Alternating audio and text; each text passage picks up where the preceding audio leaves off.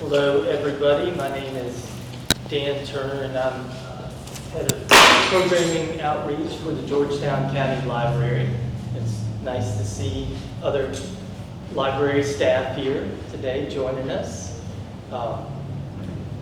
and others from the community. Wonderful to be here. This is a great topic. It's kind of bittersweet. It's a wonderful topic it's a grand finale, but it is the finale. It's grand, but it's a finale. This is the end of our Shared Traditions series, which has been a wonderful exploration of the profound enrichment of American life through African American cultural experiences, with an emphasis on South Carolina and Low Country traditions. And this whole series, which has been going on since back in February, this has been made possible with a grant from the Library, it's a Library Services and Technology Act grant from the Institute of Museum and Library Services, and it's administered by our friends with the South Carolina State Library. So we're grateful to those institutions for generously funding this, and it's enabled us to get some wonderful speakers, experts in the field, near and far, and we have Dr. Kameelah L. Martin today, who's she's not too far away, but she's down the road a piece from the College of Charleston, but she's a superstar. So it's really a privilege to have her and an honor to close us out here with Shared Traditions. Dr. Martin is an academic leader, an award-winning scholar of African diaspora literatures and culture. She is professor of African American Studies at the College of Charleston. She is an impressively wide-ranging interdisciplinary scholar. Her research and publications span such topics as African-derived spiritualities, Gullah Geechee heritage, Black pop culture. She's published on Beyonce, and African-American genealogy, which she's going to talk about today. And that's her focus, the process of tracing African-American genealogies and recording family histories today. So please join me in welcoming Dr. Martin. Thank you. All right, so good afternoon. Thank you all for being here, and thank you, Dr. Turner, for the invitation to be part of an amazing series. I'm delighted to share space with the other renowned speakers, though I must admit that I'm a little bit uncomfortable coming after the great Dr. Millicent Brown and being hailed as the finale. It just happens to be the date that I was available. So, but this is a homecoming of sorts. It's my first time visiting Georgetown, and so it is a sort of homecoming. But I'll save that for later. I'll wrap up with that point. Okay, so my presentation today focuses on family stories and specifically Black genealogies.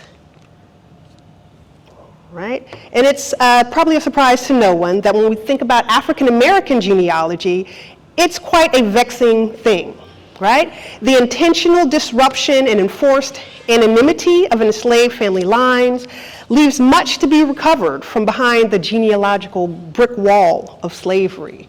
Right? We are often taught that, and I should mention, I am not a professional genealogist, but this is a topic that I've been exploring for some time, and so I've decided to use my scholarly expertise as a professional researcher to dig into this topic, right? But we're taught that when you're researching African American genealogy, right, most people typically get stuck behind the brick wall of the 1870 census. That is the first census after emancipation when African Americans are actually listed by name, right?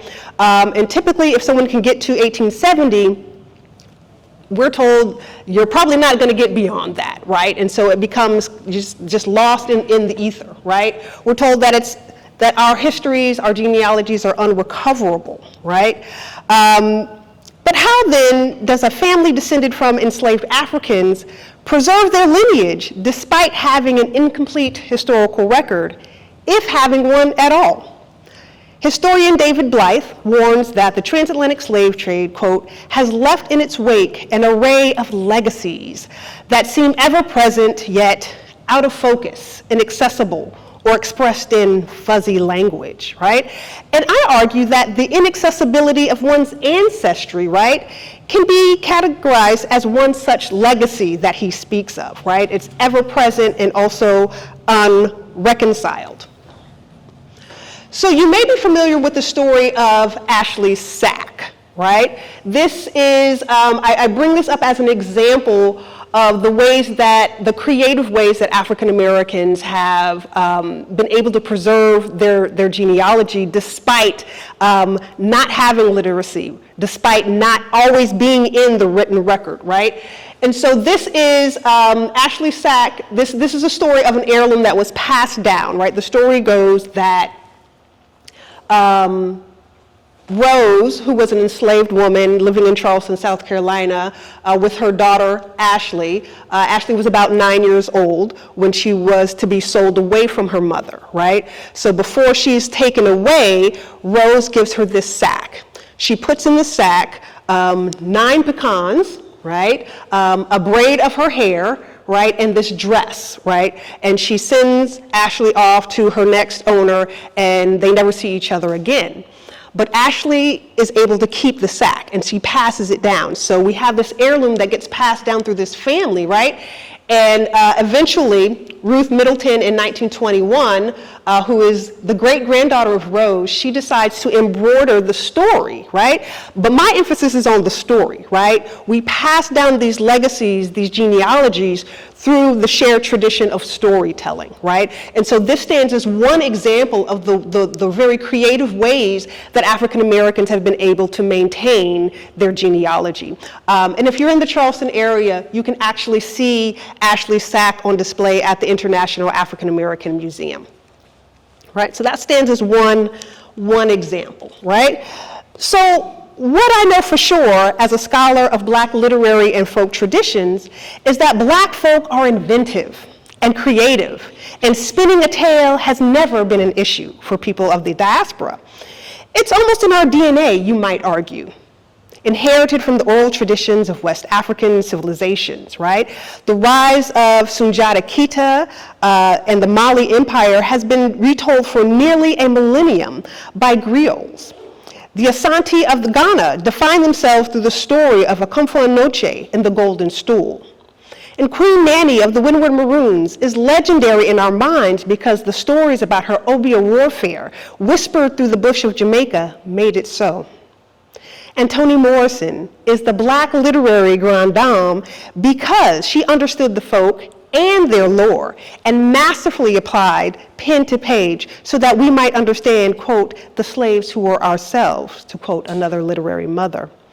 So throughout the diaspora, my point here is that there are no strangers to storytelling like there are no enemies to water. We preserve our lineage, our ties to a past that was intentionally obscured and disrupted through our ability to tell and share stories. As such, I've embarked on this new interdisciplinary exercise to kind of investigate, right, our storytelling traditions, specifically looking towards how do our stories, these stories that we pass on, how does it help us recreate and preserve our lineage, right, in unconventional ways.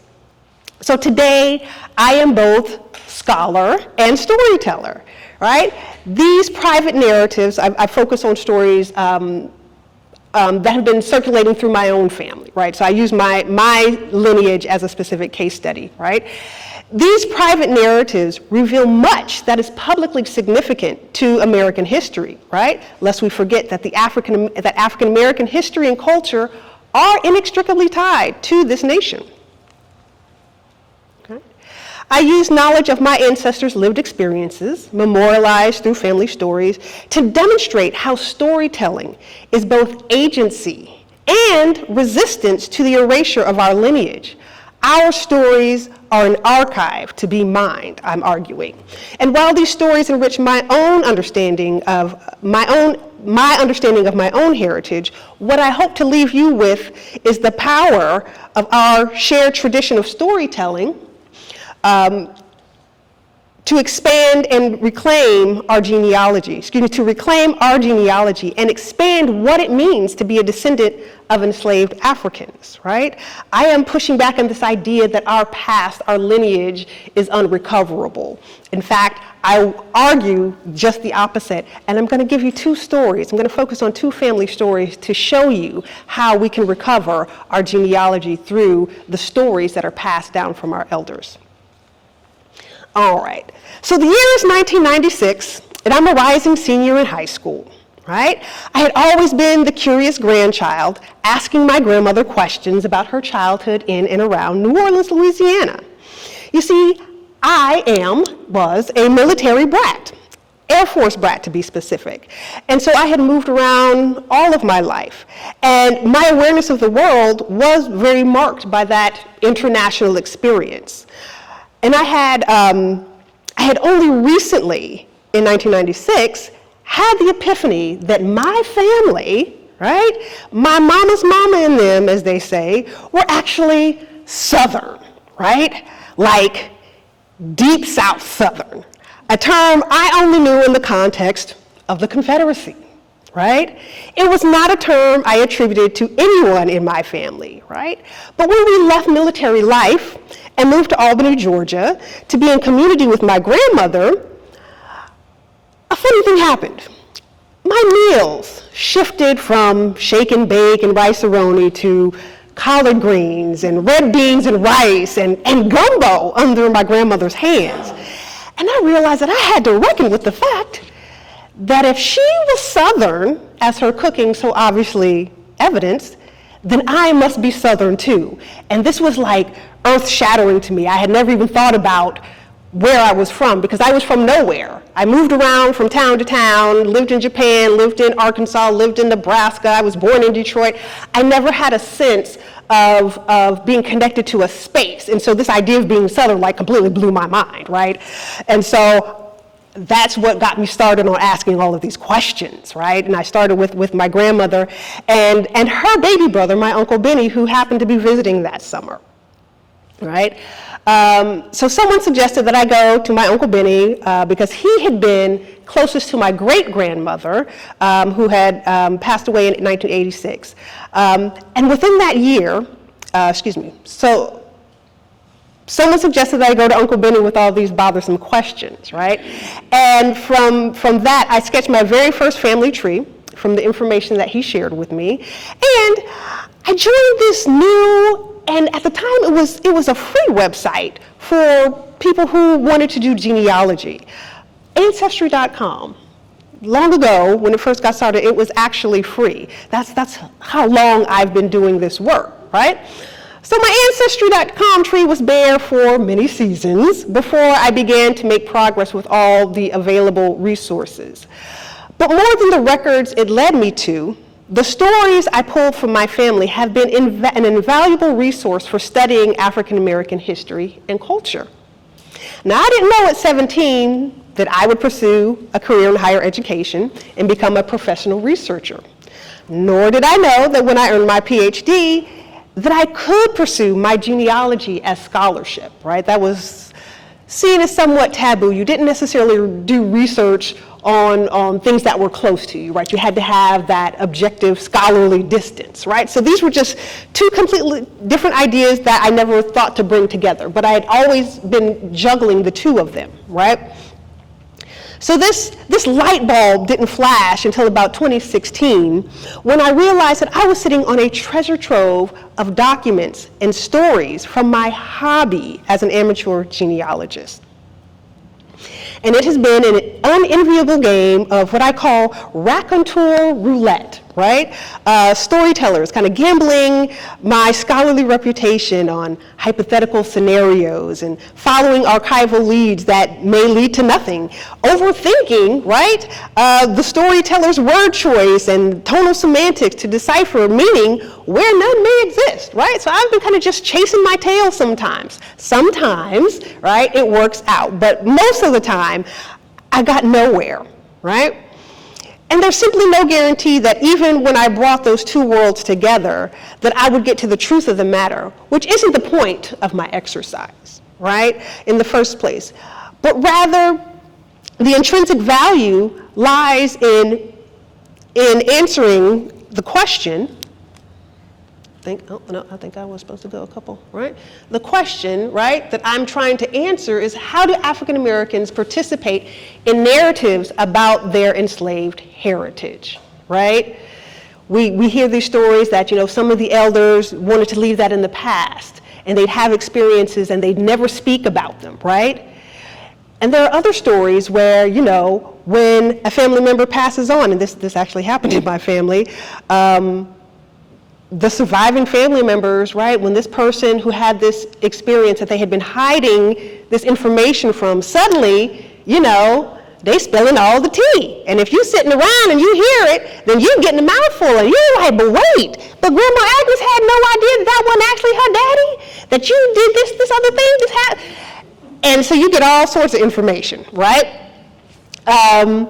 So it's been quite the journey, right, to answer this question, right? So I argue, right, there are kind of two ways that cultural memory and narratives or storytelling are functioning when we think about our family histories, right? There's the direct line of inquiry, right, where elders or people who have these memories or these lived experiences are very intentionally narrating, the story of the family line. Oh, my grandmother was so-and-so, and her dad was so-and-so, right? And it's very clear that what they're trying to give to you, the gift that they are giving to you, right, is this family history as they remember it or as it was passed down to them, right? That's the easy work, right? What's not so easy is the indirect function of cultural memory, right? These stories are probably non-linear, right? They're not moving in a straight line. They involve multiple people. There's oftentimes implied meaning, right? You got to read between the lines. And Granny might use this particular word, but what she really means is something else, right? And you got to be able to move between those lines and understand what Grandma is really getting at without saying it directly, right? And then the story may have some completely being related to something completely unrelated to your family history, right? But having the story may be the thing that makes you connect this particular record to this particular record and then draw the lines, and you're like, well, this is how I know, right, that this is my family member because of this story, right? So I'm going to go through two family stories, if you will bear with me. But I should say that this research is also nonlinear. As I've shared, I've been working on this for almost 30 years now. And so my reflections and storytelling travel in the posture of the mythical Sankofa bird, right? Ever moving into the future knowing, while looking to memories and experiences and generations of the past as its guideposts. And here you'll see the mythical Sankofa bird. If you're not familiar with Sankofa, it is a Akan ideology where there is a mythical bird that is flying forward, but with its head turned backwards, right? And its mouth is kind of covering this egg. You might not be able to see this. It's supposed to be a little egg there, right? To kind of protect the future, right? But you can't really go forward if you don't know your past, right? And then I had the dubious honor of visiting Elmina Castle in Cape Coast, West Africa, Ghana. And so here I am looking back across the Atlantic from the African coast. And so, if you'll indulge me, I would like to share a couple of family stories and tell you how I have recovered my own family history. So I present to you the case of La Famille Francois, my maternal grandmother's family line that stretches back 6 generations to the time when Napoleon's Louisiana transitioned to the state of Louisiana, and the city of New Orleans specifically. Now, I had grown up hearing about my white-skinned ancestors who lived in New Orleans' historic Faubourg-Treme neighborhood, right? Across the river from historic Algiers Point, where my great-grandmother, Cecile Francis, and her generation lived, worked, and raised the next generation.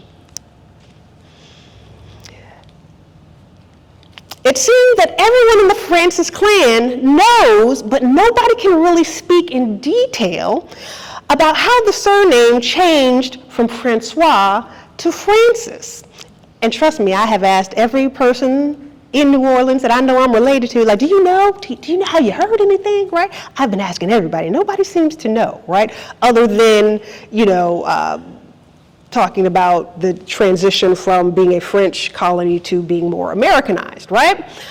But there is this rumor and some speculation that there was a scandal in the family that prompted the older generation to leave the Treme, right?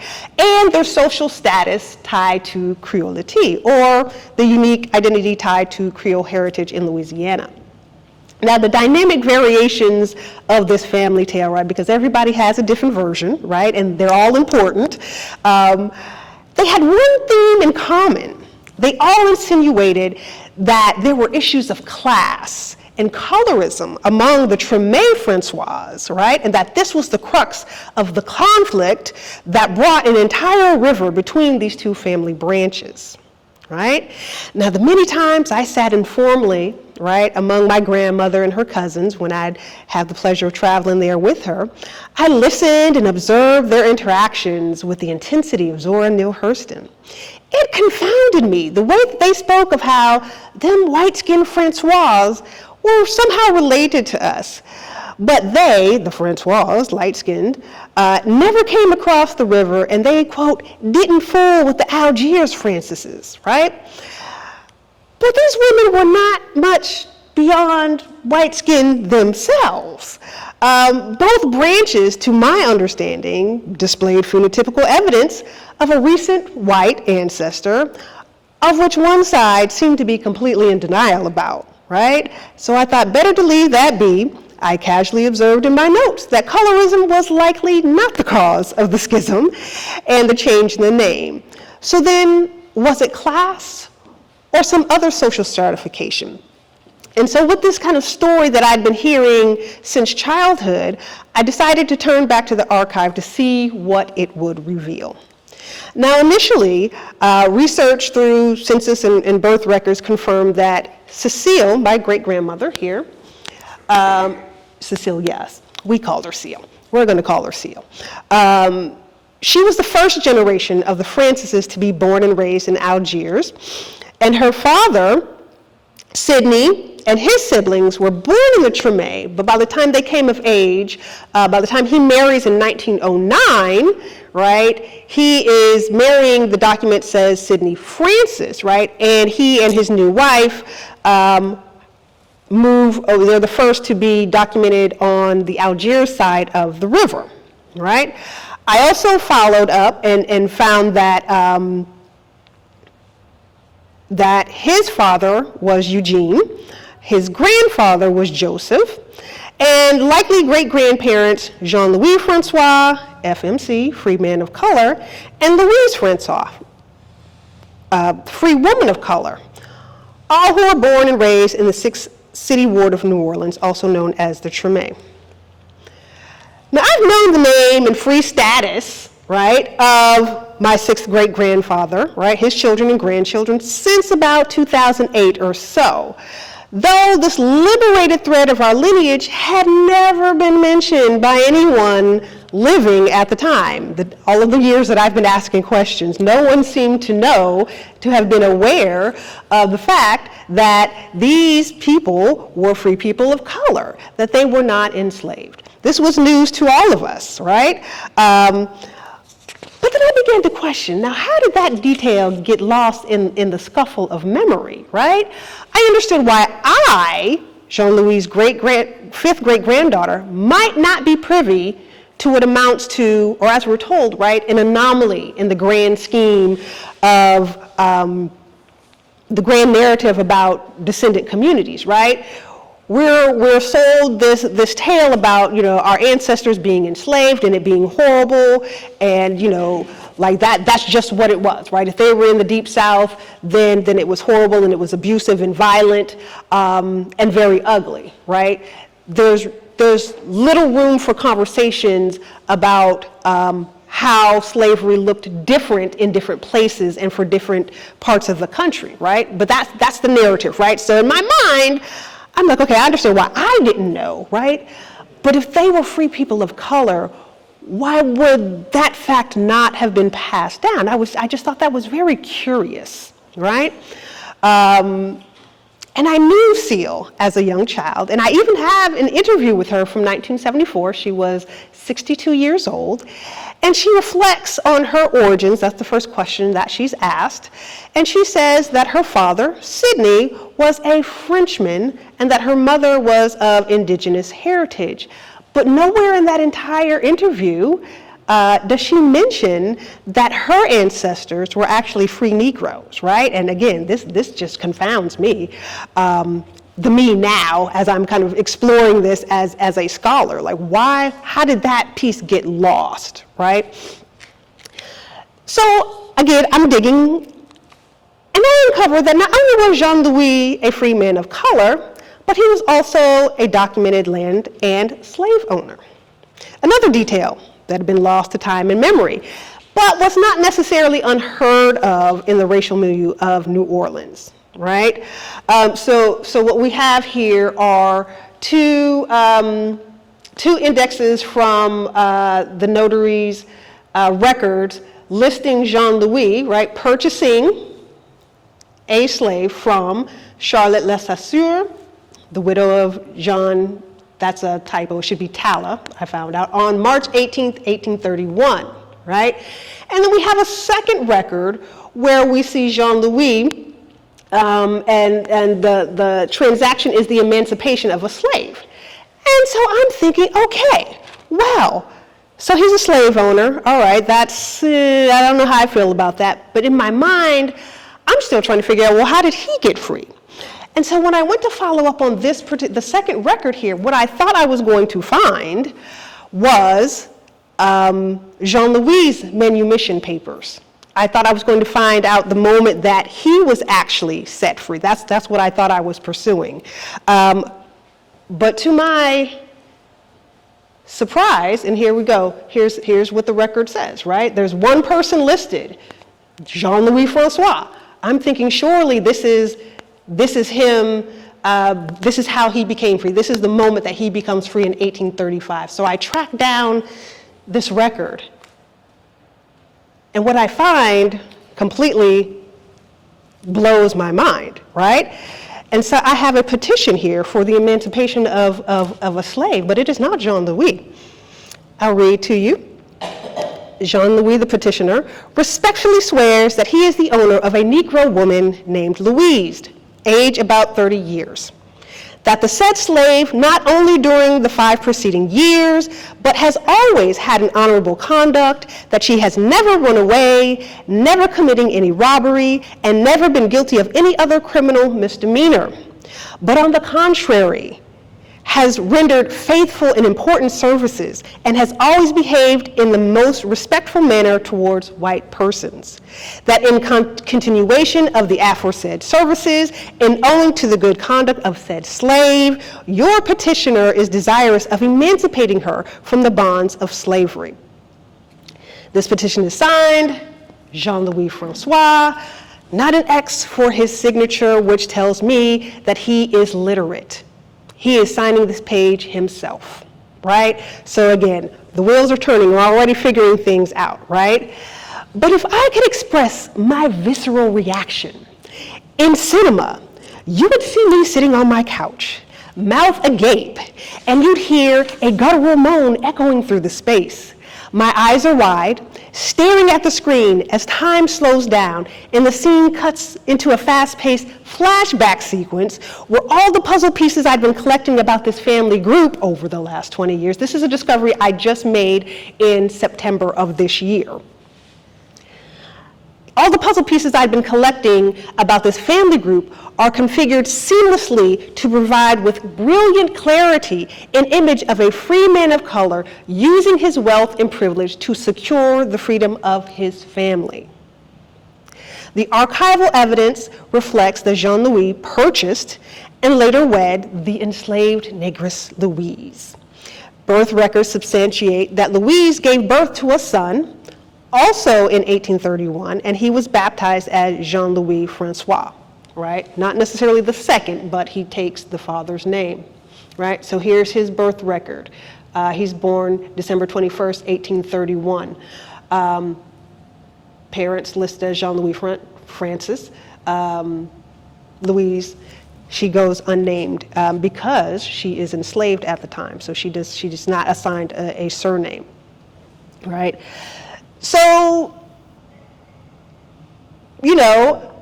deductive reasoning, helps me to get to this logical chronology of events in which I surmise that Louise was in her first trimester when Jean-Louis purchased her in 1831, right? So again, she gives birth approximately 9 months later, right, in December of 31.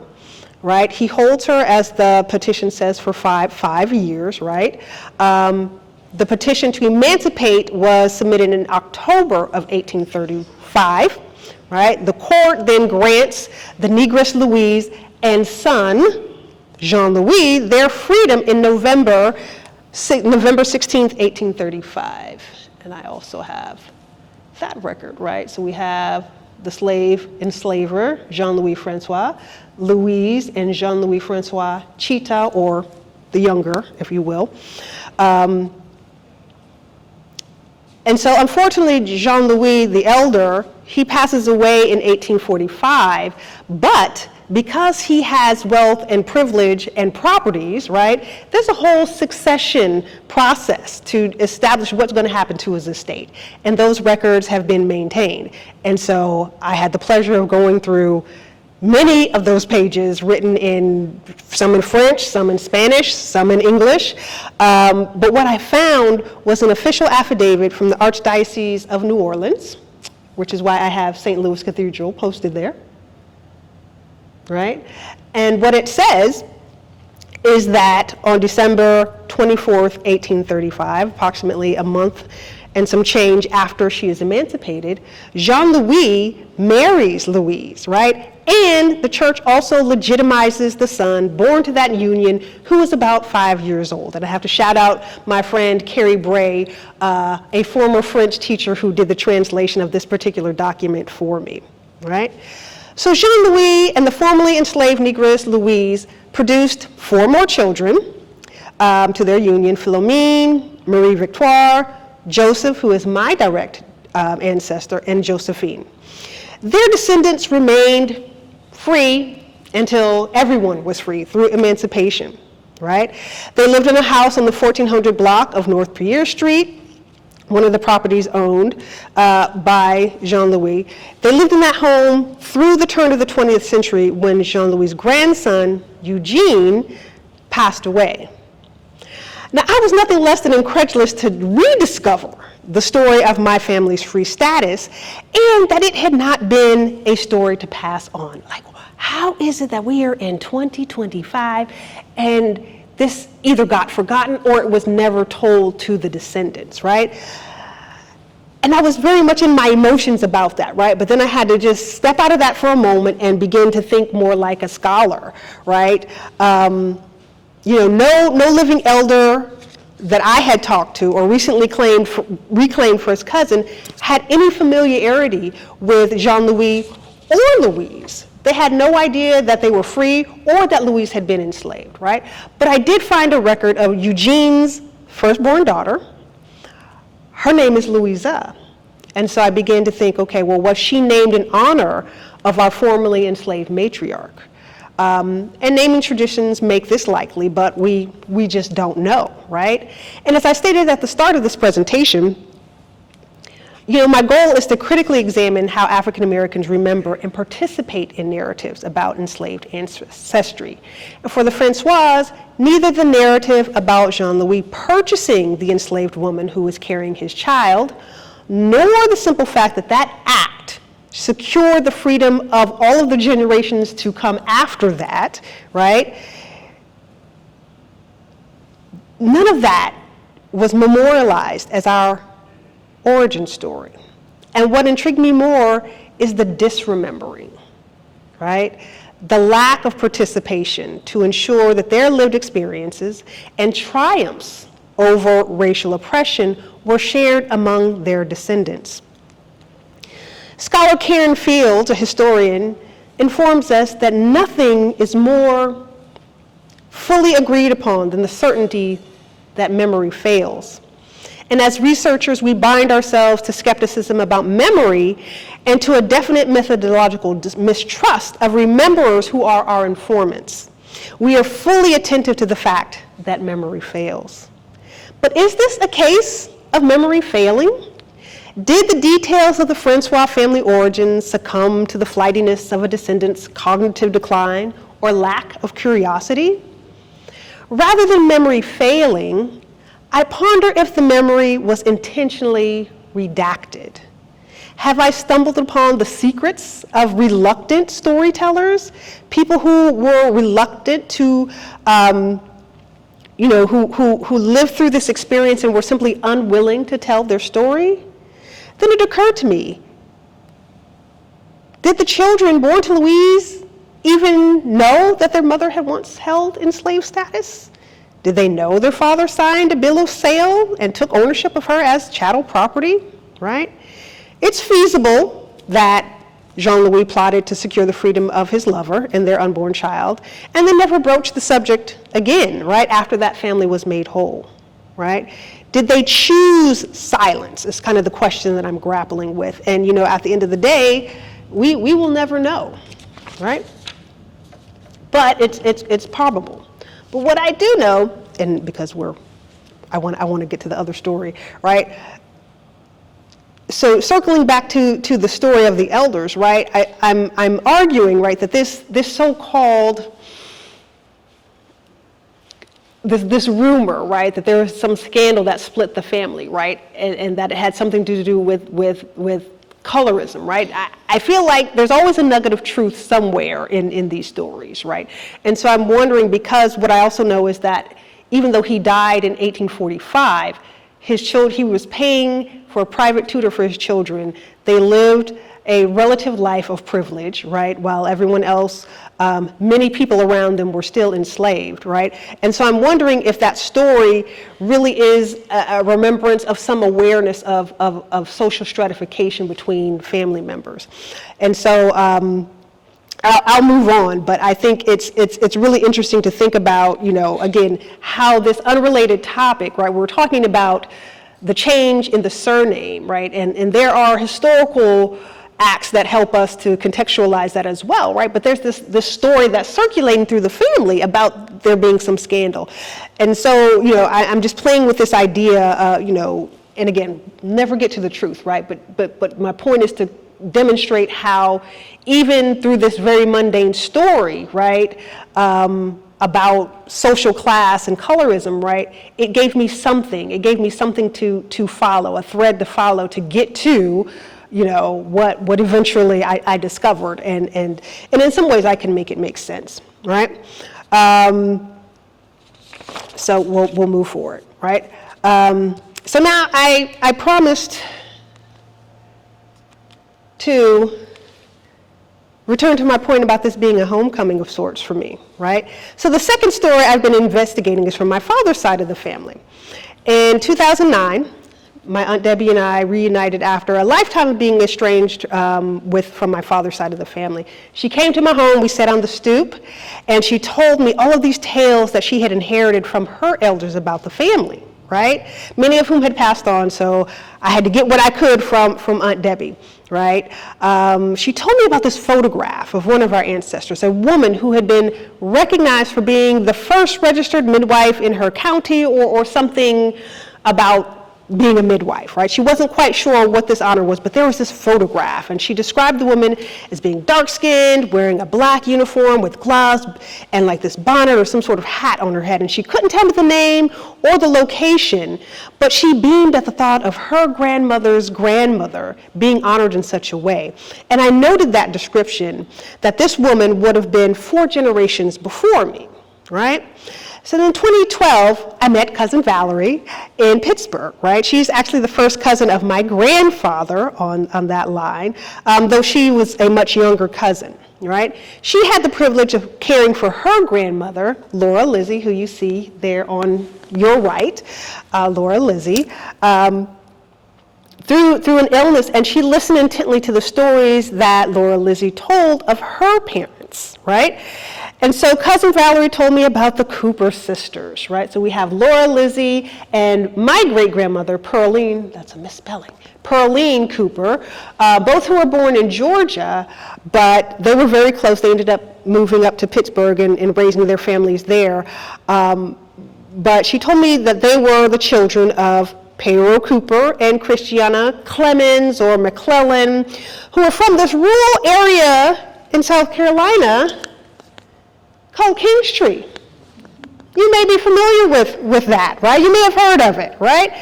So according to Cousin Valerie through Laura Lizzie, Pero was the son of Calvin, who was the son of Cain and Rosetta Cooper, who had been bequeathed land from an enslaver who may or may not have been one of the Cooper men's father, right? So it's all very nebulous. We're not quite sure all of that, but we know the line of descent, right?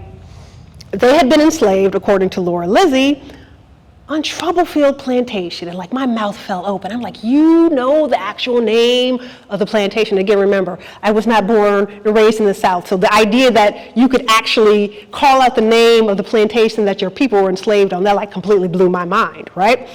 So we're going to fast forward a little bit to 2020, right? So between 2012 and 2020, like I'm taking these little nuggets of stories and I'm digging and I'm trying to find records and, you know, doing what I do because I'm just curious, right? And so Ancestry has come a long way if you've been following that website.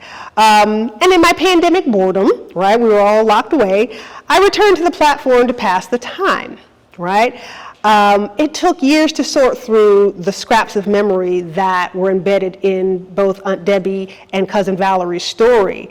But memory certainly does fail, right? But it also succeeds. So Troublefield does exist, and I actually recently just discovered this. Recently, as in last month, when Cousin Valerie came down and did some sleuthing with me. It does exist, but it wasn't the site of my ancestors' enslavement. Rather, it's the land that was inherited or sold to, we're not sure which, to Cain and Rosetta Cooper, right? This is the house that is still standing in Williamsburg County in a place called Ridge. Troublefield was the name of the original landowner, white landowner for this plot of land. This is why they call it Troublefield. But this is the house that Cain and Rosetta built. And I'm not sure exactly how old it is, but they lived there, they raised children there. They certainly would have been living during the time of enslavement, their children as well, but when they were set free, this is where they lived. And the land, to my understanding, is still in the family. It's still in possession of the descendants of Cain and Rosetta Cooper, right? So next to this image, someone posted this next photograph.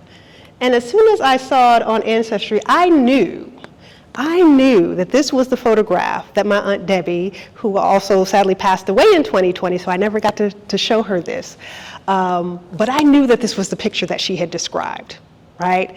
And I was like, that's it. That's the woman. She's wearing the gloves, the bonnet, she's you know, prim and proper. I knew that this was the photograph, right?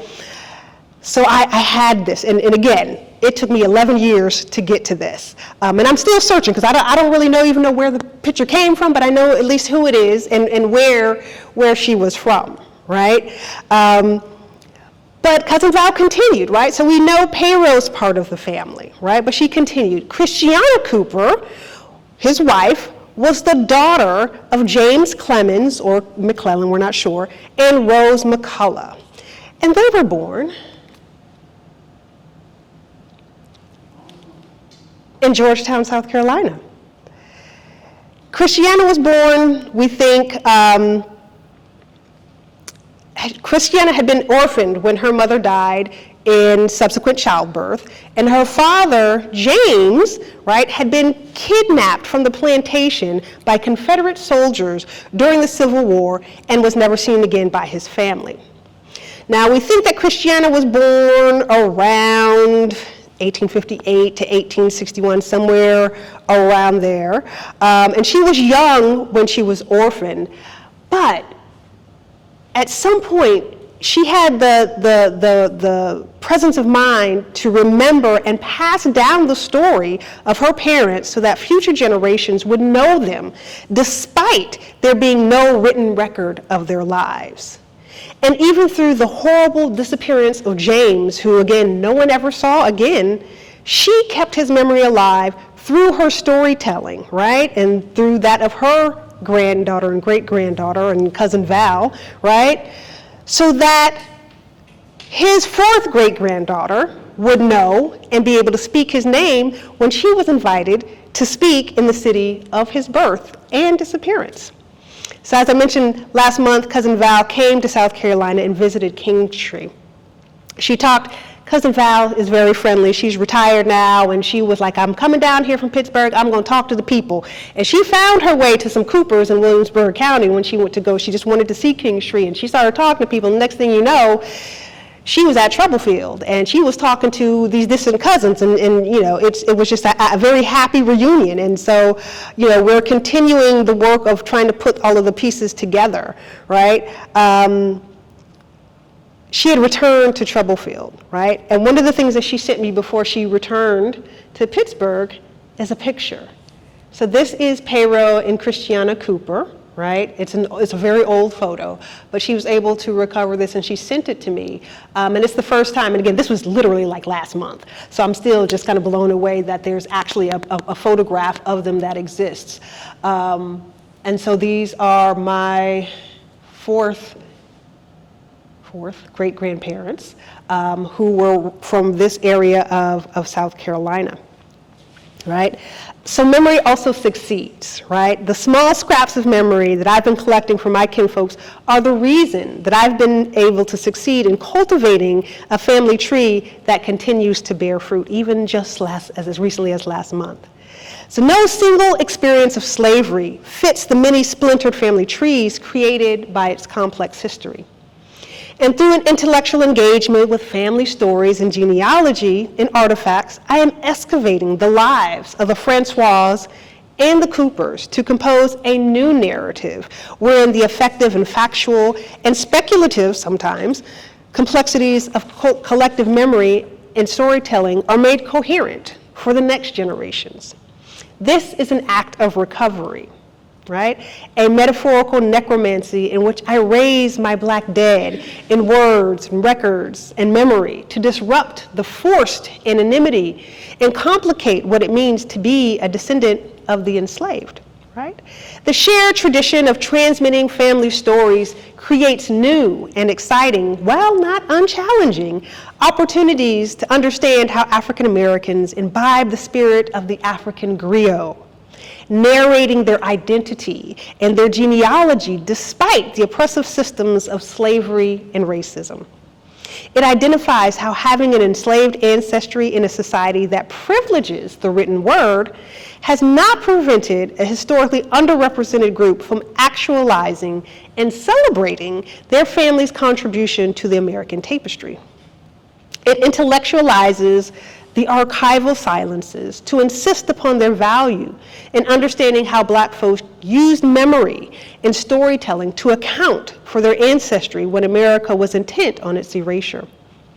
Our family stories are more than folklore and just simple pastime. They hold the keys to unlocking a past that was purposely obscured. So the next time an elder is chatty and wants to tell you their story, I pray that you will listen and learn more about yourself in the process. Thank you.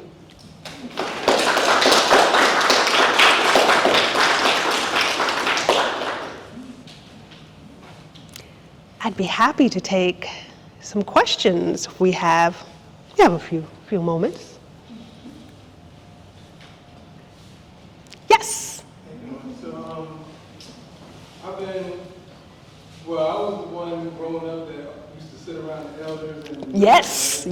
So, about 3-4 years ago, I went the Ancestry route, and, I started seeing little things that I remember.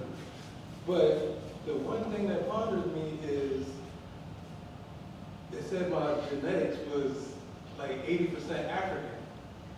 Not one person can take me back to Africa yet.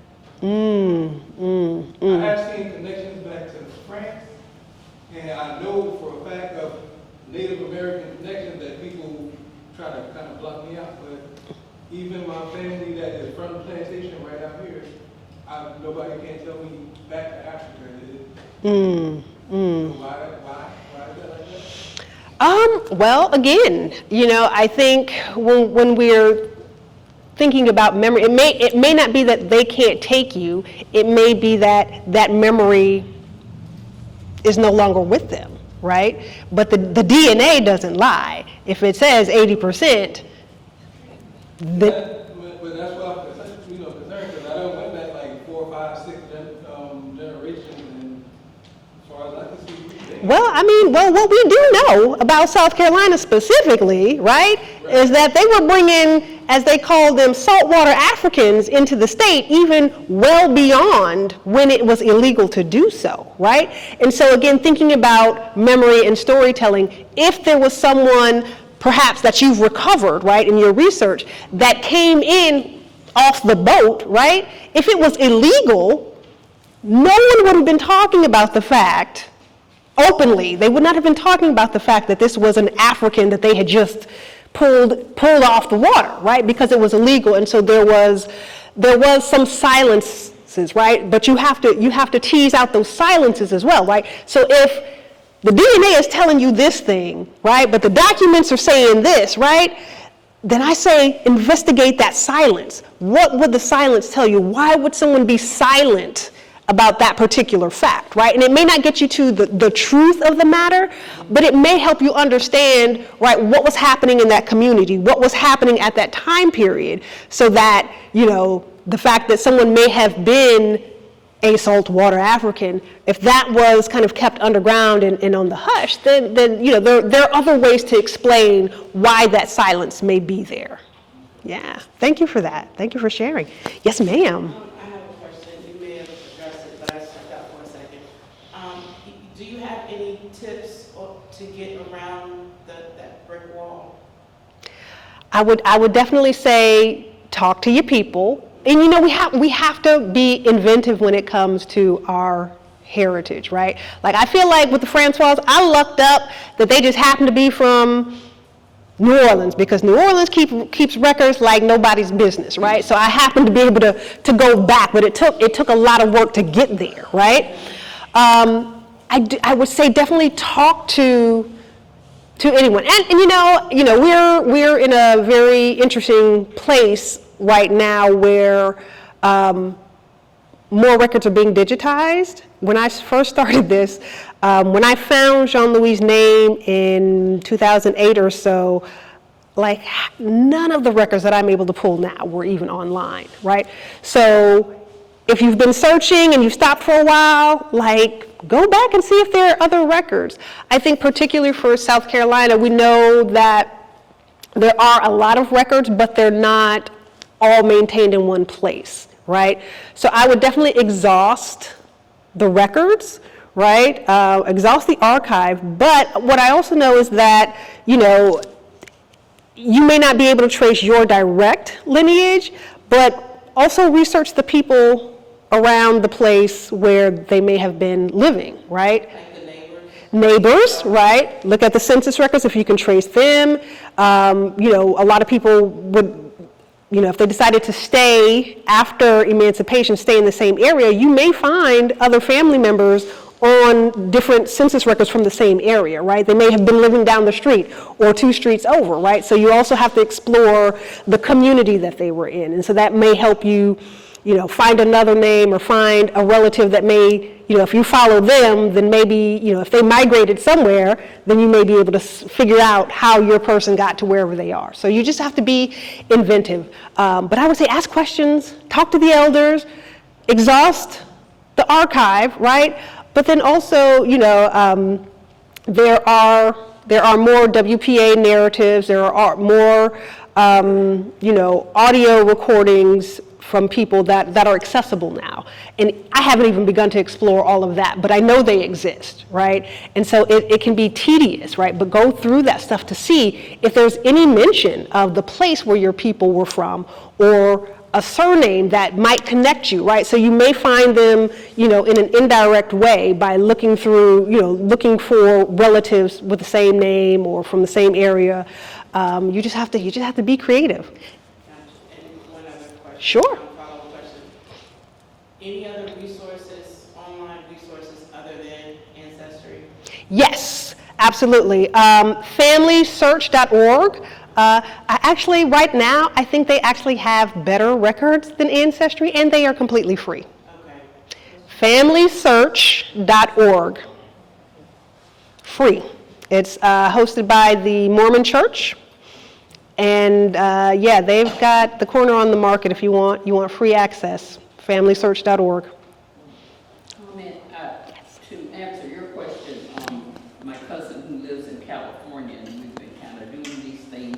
The Freedmen's Bureau Yes. records are recently released, I Yes. believe she said. Okay. And so that might, and it's just, I believe it's freedmensbureau.org. Yep. Okay. And, you know, you could go from there. Yep. I've kind of been looking at it because we've gotten my dad's mother's family back 6 generations and his dad's back 8. And so I just need to, you know, sit and, you know, try to go some more, but I just have not done that. Yes, yes, yes. It takes time. Got to be committed.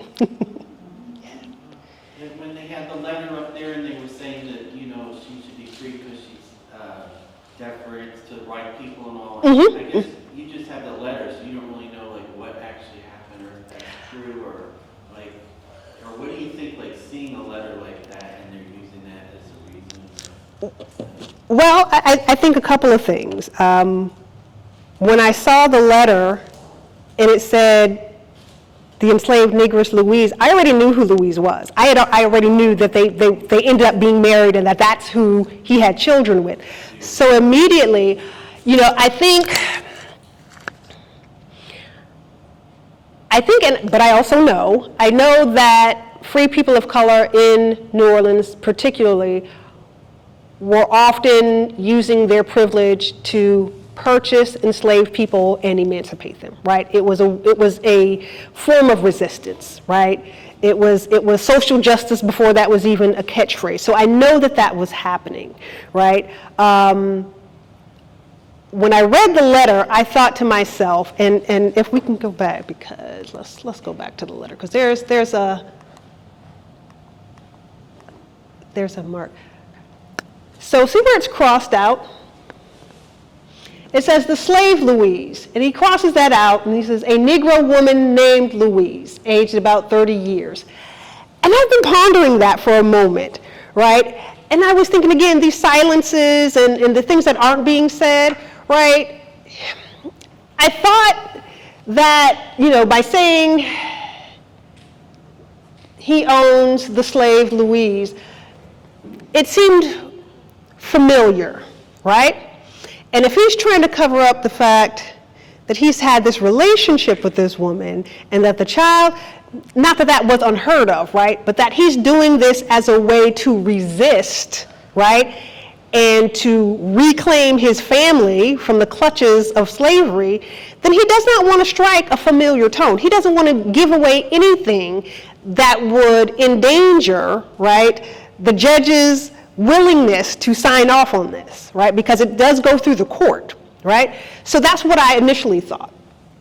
So I do know, and I'm going to New Orleans in just a couple weeks because the bill of sale is there. They don't have that digitized, but I'm going to get it because I need to have that in my hand, right? So I know that that exists because there's a record, there's the index, it exists. I know the date, I know who the notary was. I am going to get that. So this letter it serves as kind of like the public notice. You know how sometimes they say if you're trying to divorce someone and you can't find them, you put it in a newspaper, right? That's kind of the public notice. So this letter serves as the public notice, right? And so this is in October. So fast forward to November when they actually have their court case, right? We know that emancipation is granted for not just Louise, but the child as well, right? Because the child follows the condition of the mother, right? Which is also why I think Jean-Louis was quick to purchase her once he discovers she is pregnant. Because if she would have had that child, or her owners would have realized that she was with child, right, they may not have sold her because that's property that they're losing, right? So this is what I'm thinking about, right? I'm thinking about all of these different scenarios, why, I'm not sure why he keeps her for 5 years. I'm still researching Louisiana law. That may have been a thing. Maybe they had to keep them for 5 years before, they could emancipate them. I'm not sure about that. But there does seem to be there is clear evidence that, he purchases her, and then 5 years later, he emancipates her, and then there's the marriage. So, yeah, I don't know if this is true. I don't actually even care if it's true. What I know, right, and why it's important to me is, one, it demonstrates that he was setting her free. But I think, I think he was using the power that he had to make sure that his family was free.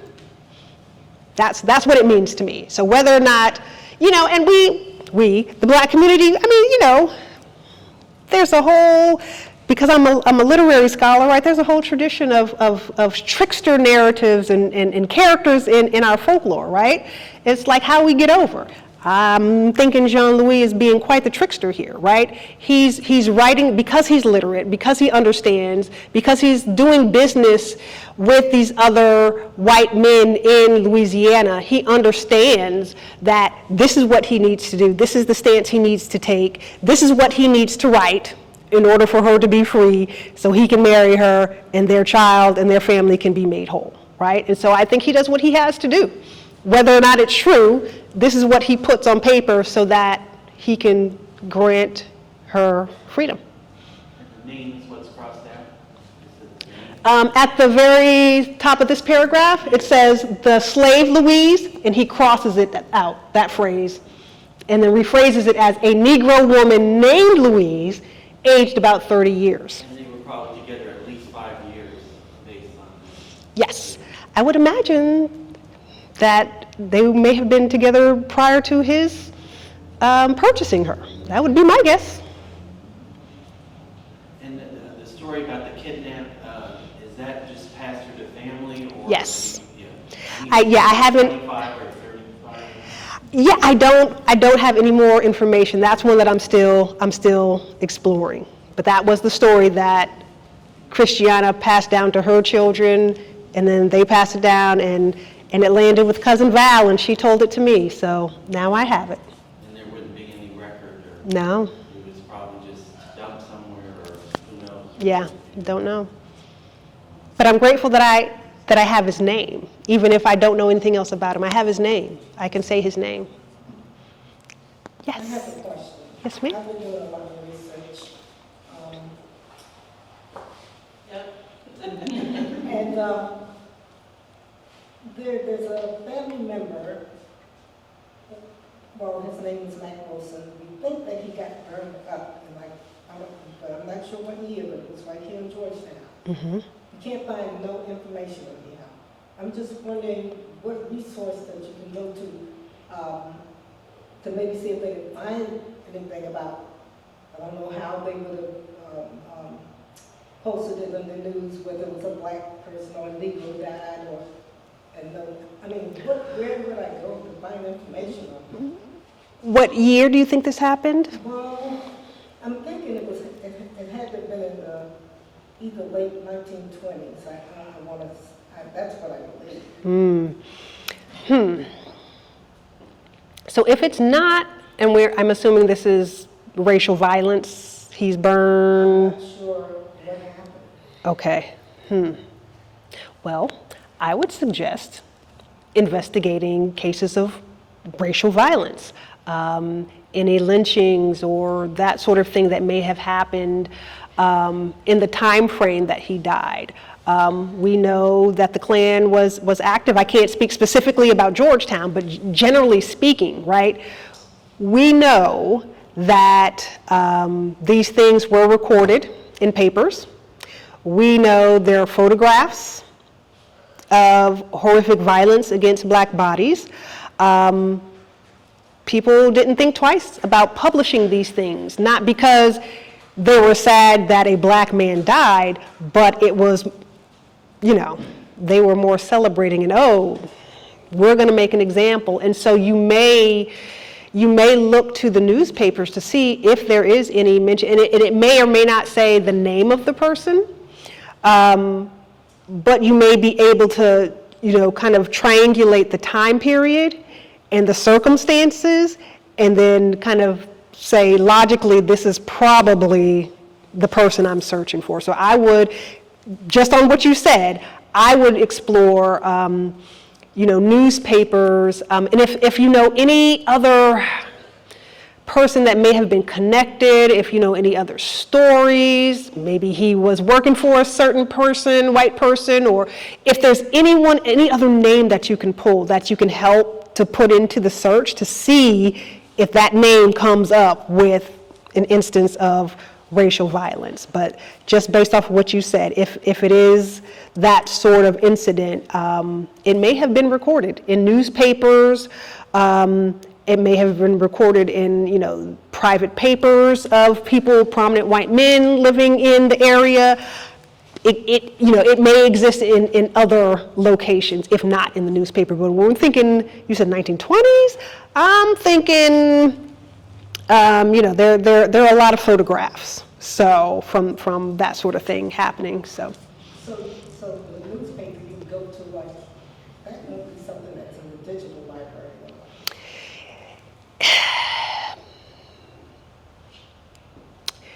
I'm not sure. It depends on where you're looking. I mean, I'm just not sure the specifics for Georgetown County and what newspapers are accessible through the digital library. But maybe on, I hate to say, microfilm? Is that still a thing? Yeah, I used to, in the early days, I was cranking the machine. I can add something. Yes. Georgetown County Digital Library, we were the first public library to get into digitization in a big way. We actually were the second library in the state to do digitization after Clemson University.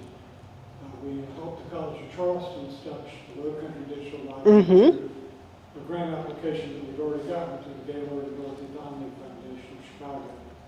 And then we helped to establish the South Carolina Digital Library. So I had the honor of serving as the on the steering committee that created the Digital Public Library of America. So you have a good digital library here in Georgetown County. It's called Georgetown County Digital Library. If you go online, you can do keyword searches. Now, my predecessor, just before I got here, decided it would be a good idea to have a fundraiser and to sell the newspapers from about 1940 on. And so we do not have those digitized, but we have the digitization going all the way back to the early 19th century and pretty much all the way to about the 1930s. So maybe you'll be able to find it. And you might touch base with Julie Warren. She's a digital librarian here, Okay. and Julie can assist. And we have a new head of adult services, Sarah Mellis, and Sarah can assist as well. She's here. So, oh, okay. Yeah. So you have good resources in Georgetown County, and they can direct you to other digital library resources in the state and actually in the nation. You're completely right. We got going, when was it? We did our digitization effort we began about 2010. And it really took off. Yeah. I'm so grateful because I thought I was on sabbatical for the fall, and so my plan was, and I did come to King Street, and I was exploring the resources there, and I thought, okay, I'm going to just dedicate this time to the Coopers and figure out, and I could get nowhere. So I was like, okay, well let me just.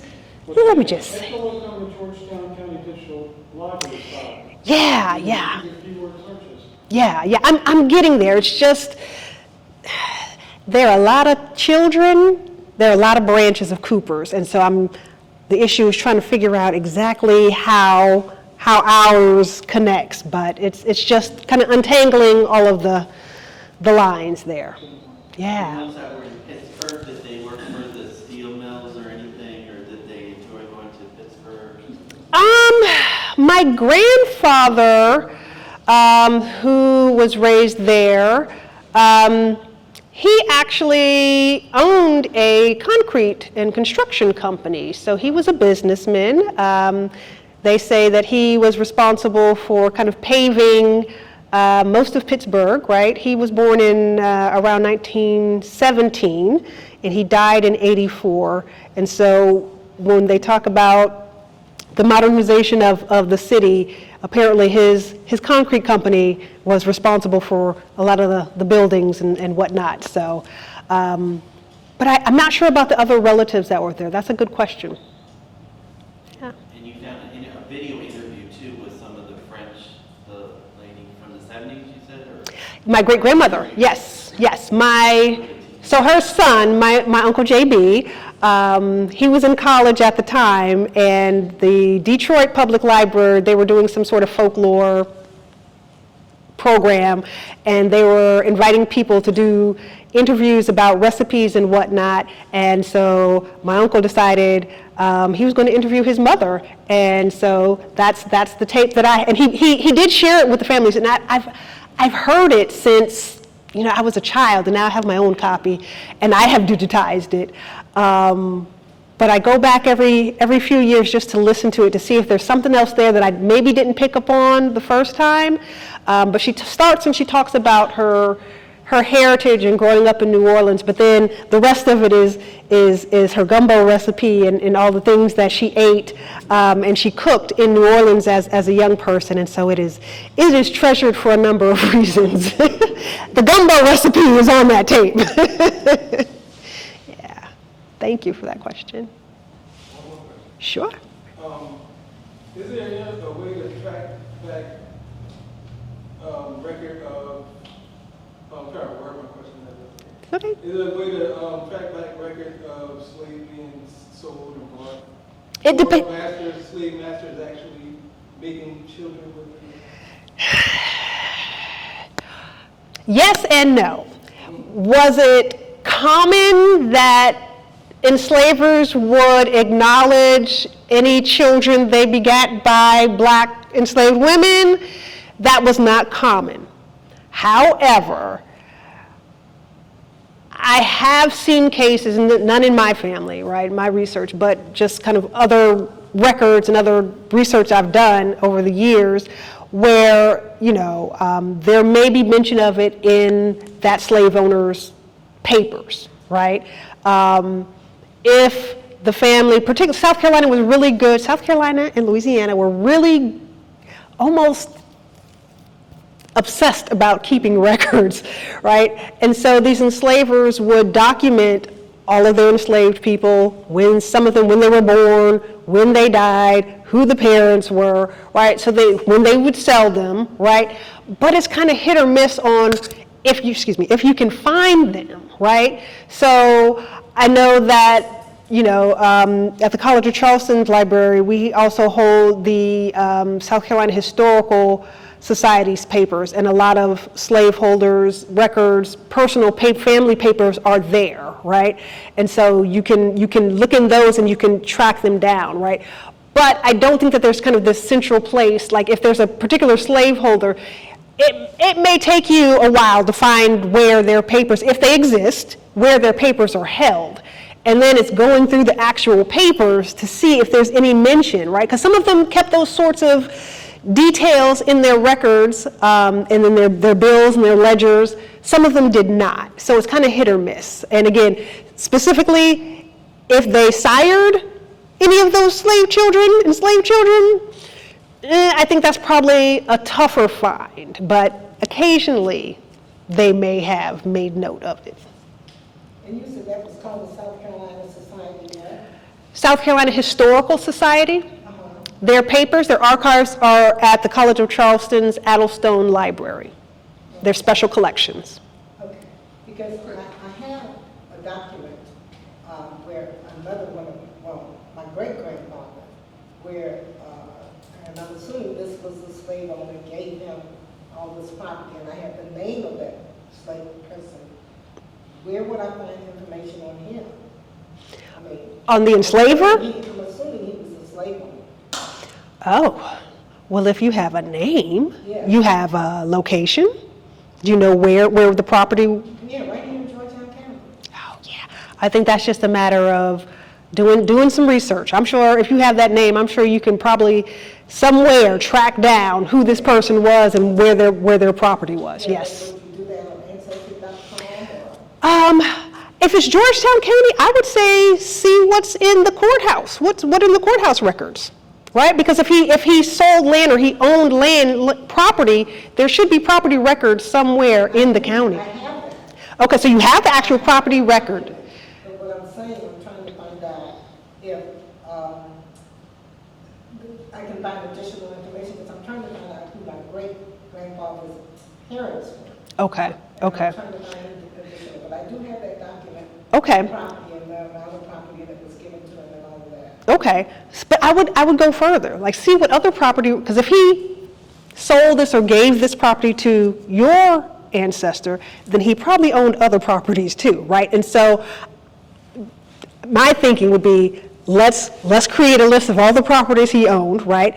And then begin to explore and research that family. If you have his name, explore the family, and you don't know what you could come up with, right? There may be a treasure trove somewhere of these family papers that you could then go to and physically look through to see if you can find the information you're looking for. Another quick comment, another resource might be the Fire Crew building in Charleston that has, I think that's the South Carolina Historical Society as well. And they have, and it might be more localized, it may be more just Charleston area, I'm not sure. No, I think they're all over the state. They have stuff from all over the state. That might be another resource. Yes, absolutely. That, again, I have never really taken the time to go back and try to look into it. But I attended a workshop there some years ago now. And, that was certainly fascinating to, actually have the big books. Yes, The names yes, written. yes, So it absolutely. was, you just gotta have the time. Yep, absolutely. Yes, sir. So everyone here is working very hard to uncover their genealogies, and bravo to you. But here's my question. What are you going to do with all of your findings? And I'd like your advice to the group. How can they share what they've spent decades putting together with others to give others kind of a boost up? Because everybody here has cousins, huh? Yes, yes. Maybe Listen. the same thing you've already done. Are you going to help them? I don't know where. So for me, because I've been on Ancestry forever, that's like where all of my stuff is, but I everything that can be made public, I make public, except for living individuals, right? Because I want other people to see what I'm doing, and I have found at least 5 different distant cousins, right, who are researching the same family. In fact, the photograph of Jean-Louis that I created through AI, I got through a second cousin who is, he lives in that particular line of the family, moved out to California. But he emailed me and was like, I think we're researching the same family, right? And he gave me all these pictures, the pictures of the homestead, the picture of Rosetta. Like, I got all of that stuff because I've made myself available. This is what I'm doing, right? I make my trees on Family Search, on Ancestry. WikiTree, I'm a little new to. They're like, whew, they're way past me. But if you have the time, WikiTree, Wiki, W-I-K-I, Tree, it's a community of online genealogists. They're trying to map a human family tree. So they have people from all over the world who are processing documents, posting information. So for me, when I get information, I feel like it doesn't just belong to me. I'm sharing it, right? So this is why I'm doing presentations like this. But my goal, because I do have actual, like a binder full of actual documents, right? I want to scan them and put them online because, when I'm no longer here, hopefully Ancestry will be, and somebody will be able to see my tree and see all the work that I've done. But I'm also working to actually write down these stories, right? I had the epiphany, girl, you got a whole PhD. Why are you not writing and publishing this, right? Like, for your real job. And so I'm working on that now. And my hope is that between what's online and what I put in that book, it can be out in the world, because it does not belong to just me, right? And so I encourage people, if you're doing this work, make it public, make your trees public, because you just don't know who else is looking. You don't know what other resources are out there. And I'm communicating with people all the time. I found a cousin in France, a DNA cousin, and we were struggling to figure out how we were DNA cousins, and discovered that she is a cousin because my grandmother's brother had a tryst during World War II and created him a love child that he may or may not have even known about. And all she knew is that her grandmother had had this affair with this Black American soldier. And that's all she knew. And then when I realized that we were also related through another one of my cousins, I was like, oh, well, then there's only one way that we're related, right? So, I just believe that it doesn't only belong to me. It belongs to everyone I share DNA with. It belongs to my children. It belongs to my great-grandchildren who aren't even here yet, right? And so I think it is really important to share what you have, and there's a lot of different ways to do that. I wanted to give another resource for those who are trying to find their ancestry. In Charleston, South Carolina, they have the Avery Institute. A friend of mine, he's like one of the presidents on the board, Tony Bell. The Avery Institute does help you for free. Yes, and they also have records. And they also hold records. And speaking of sharing, right, so the Avery Research Center for African American History and Culture is also an archive, and their mission is to preserve life and history of African Americans in the Low Country. And so if you have a treasure from your family and you want a safe place to donate it and it to be preserved and accessible for future generations, you might think about contacting the Avery Research Center and donating, family records, family heirlooms, because they do a great job with preserving and making all of their material accessible to the public. That's part of their mission. So yes, thank you for reminding me of Avery. And then... Savannah, we are on the same wavelength. Okay. Savannah mentioned Avery Institute. Yes, absolutely. Because sometimes it's hard to know who to trust. Yes. But the South Carolina Historical Society is wonderful. I appreciate the archivists. I appreciate the records. but it's a white folk archive. Mm-hmm. And that doesn't mean that it could not also become an African American. Correct. archive. Mhm. But Avery Institute is a great resource. Yes, yes. And they do have family materials. People go there to research their genealogy all of the time. So they do, you might want to also check their collections to see if they have anything that may be related to your searches. All If you right. know a French Huguenot name, you might also check the Huguenot Society in Charleston. The Huguenots, yeah. If your name's like Eugene or something like that, yeah, you go there too. Well, thank you. It has been a pleasure. I love your questions. Thank you for coming and sharing some time with me and allowing me to share my genealogical journey with you. Thank you.